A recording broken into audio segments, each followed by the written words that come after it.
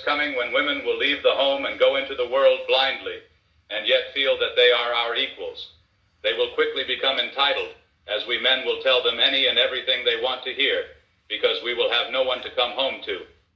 As their egos become more inflated by their vast amount of suitors, and yes, there will be vast amounts because we men are hunters by nature, the women will take longer to decide which of these men should become their life partner. The longer they take, the more hollow they will become, as they will end up in bed with most of these men, with each of these men taking away pieces of them. Once they do find a long-term partner, they will never be satisfied, as they enjoyed being preyed upon. This will lead them to leave their marriage and go back out into the world, seeking someone else to complete their hollow core.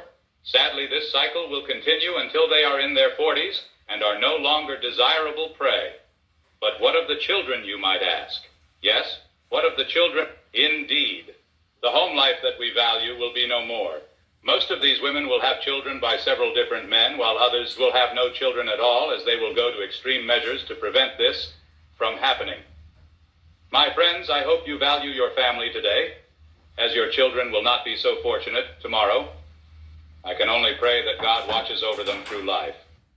What a world it will be. With that, I will say good night. I hope you've enjoyed this look into the future.